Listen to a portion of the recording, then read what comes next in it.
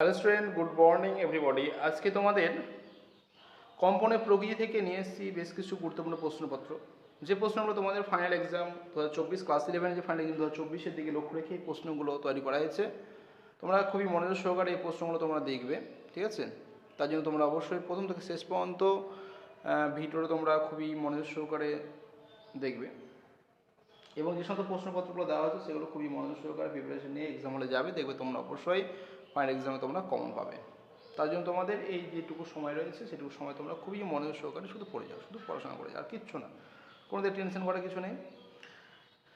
এবং যদি আমার চ্যানেল নতুন হয়ে থাকো তাহলে অবশ্যই আমার চ্যানেলটাকে সাবস্ক্রাইব করো, সে সঙ্গে লাইক শেয়ার কমেন্ট অবশ্যই করবে।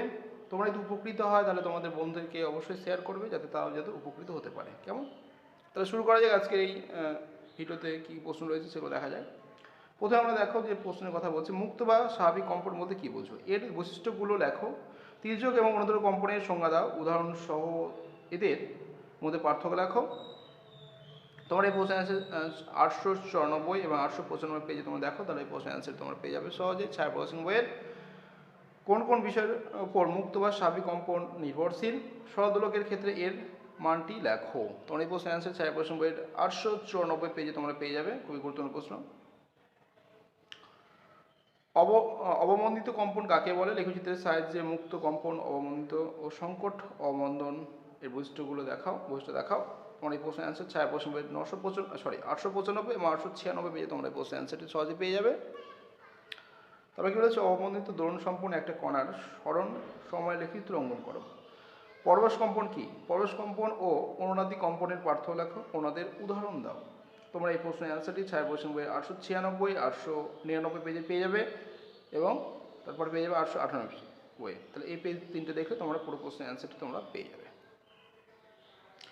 সুরযুক্ত ও সুরবর্ধিত শব্দের সংজ্ঞা দাও এবং এদের মধ্যে পার্থক্য লেখো। সুর, স্বর, মূল সুর, উপসুর, সমমেল, অষ্টক কি?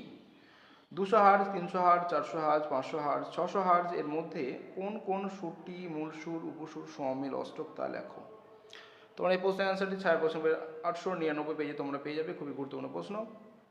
তারপর কি বলছে, সুরযুক্ত শব্দের তীব্রতা কোন কোন বিষয়ের উপর দ্বারা প্রভাবিত হয়, শব্দের তীব্রতা ও প্রাবল্য পার্থক্য লেখো, সুর ও স্বরের পার্থক্য লেখো। এটা পেয়ে যাবে তোমরা ছায়া প্রশ্নের 899 এবং 900 পেজ যদি দেখো তাহলে তোমরা পুরো প্রশ্নের অ্যান্সারটি পেয়ে যাবে। কোন অবস্থায় পুনরাদিত কম্পন অনুনাদ সৃষ্টি করে বুঝিয়ে দাও। তারের বাদ্যযন্ত্রের তারগুলিকে একটি ফাঁপা বাক্সের উপর বসানো হয়, কারণ নির্দেশ করো। এই প্রশ্নের অ্যান্সারটি তোমরা প্রশ্ন নম্বর 3, 900 পেজ এবং 898 পেজের 2 নম্বর যে পয়েন্ট, ঠিক আছে, তোমরা দেখো, তাহলে এই প্রশ্নের অ্যান্সার তোমরা পেয়ে যাবে, ঠিক আছে। আচ্ছা, এরপরে লাস্ট প্রশ্ন দেখো চ্যাপ্টারের। একটি সেকেন্ড দোলককে সাম্যাবস্থান থেকে 4 সেন্টিমিটার স্থানচ্যুত করে ছেড়ে দেওয়া হলো। 2 সেকেন্ড পরে দোলকটি সাম্যাবস্থান থেকে 3 সেমি দূরে পৌঁছায়, আরও 2 সেকেন্ড পরে দোলকটির অবস্থান কী হবে? তোমার এই প্রশ্নের অ্যান্সারটি তোমার ছায়া প্রশ্ন বইয়ের 896 পেজ কোশ্চেন নম্বর 1, এবং সেই সঙ্গে তোমার কোশ্চেন নম্বর 2টা অবশ্যই দেখবে, খুবই গুরুত্বপূর্ণ প্রশ্ন। তোমরা পেয়ে যাচ্ছ 896 পেজের কোশ্চেন নম্বর 1-এ, এবং কোশ্চেন নম্বর 2টা দেখবে। স্বাভাবিক কম্পন ও পরশ কম্পনের পার্থক্য লেখো। তোমার এই প্রশ্নের অ্যান্সারটি 897 পেজ ছায়া প্রশ্ন বই তোমরা পেয়ে যাবে, খুবই গুরুত্বপূর্ণ প্রশ্ন এই ভিডিওতে আলোচনা করা হলো। তোমরা কিন্তু প্রত্যেকটা প্রশ্ন কিন্তু খুবই মনোযোগ সহকারে প্রিপারেশন নিয়ে এক্সাম হলে যাবে, দেখবে তোমরা অবশ্যই ফাইনাল এক্সামে তোমরা অবশ্যই কমন পাবে, অবশ্যই কমন পাবে, টেনশন কিছু নেই, শুধু পড়াশোনা করে যাও, ঠিক আছে। খুব ভালো করে পড়াশোনা করো, যেটুকু সময় আছে সময়টাকে কাজে লাগাও। ওকে, তো আজকে এই পর্যন্তই।